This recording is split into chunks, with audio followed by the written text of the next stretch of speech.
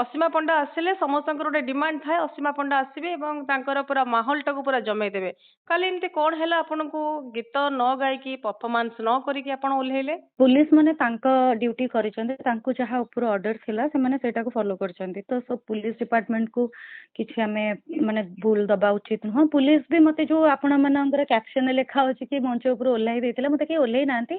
police माने show बंद करिया को कहले जेंति कि समस्त जानि चंदी राती 10टा जाय ही नॉर्मली परमिशन थाए आपनकर साउंड सिस्टम सब बंद करिया पई साउंड भी जहाँ आपण कार्यक्रम करथुए 10टा सुधा बंद करा जाय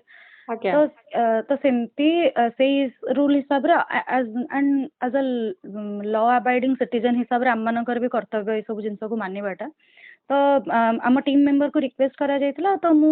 स्टेज जस्ट चढ़ी थी गोटे मिनिट कि 1.5 मिनिट भितर मते रिक्वेस्ट कराला बंद करिया पई सो मु बंद करके ओल्हे आसली किंतु तापरे गोटे बहुत बड़ अप्रीतिकर परिस्थिति सृष्टि होला बिकॉज एते संख्यार लोक संध्या 6टा बेलू समस्त अपेक्षा करके बसिचंती एंड सबुठो भूल कथा एक्चुअली एटा कंप्लीटली प्रशासनर इनएफिशिएंसी कहीं ना प्रशासन लोक माननको कहूची कि आज होची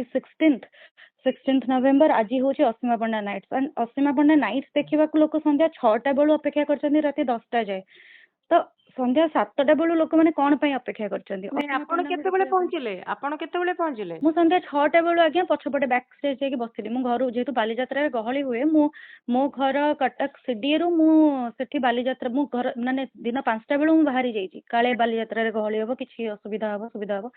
तो मु 5:30 से 6टा भीतर ऑलरेडी सेठी पहुंची जाईथिली एंड मु सेठी बैक स्टेज बसी आज्ञा 4 घंटा 5 घंटा मु बसीची ता भीतर अच्छा लोकन को बार बार मंच ऊपर अनाउंस करा होची कि असीमा पण्डा नाइट्स आउ टिके पर असीमा पण्डा आसीबे आउ टिके तो लोक मानकर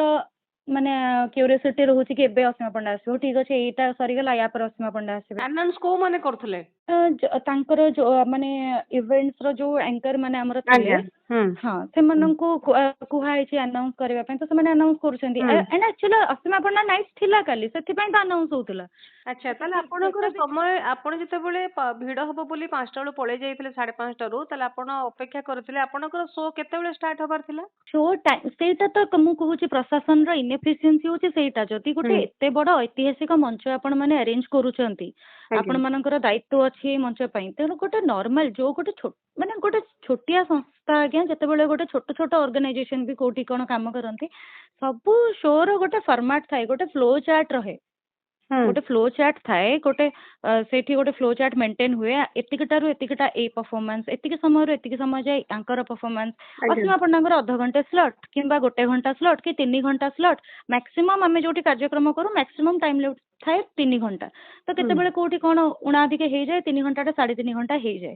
किंतु अति कम रे आपनकर जदी टाइम नहीं आपण आधा घंटा भी कहि परिबे कि गोटे घंटा कहि परिबे आपनकर कोनोसी फ्लो चार्ट ही नथिला काली मु 6टा बेलू जो राती 10टा जाय बसिली मो पाखरे गोटे कोनोसी प्रकार फ्लो चार्ट कि कोनोसी प्रकार क्लैरिटी नथिला सोर आ एटा कोठी गोटे एमिति को 5 जण लोक पैसा दे कि करू नांती आपण एटा ऐतिहासिक बालीजात्रा मंच ऑर्गेनाइज करूछंती प्रशासन हमर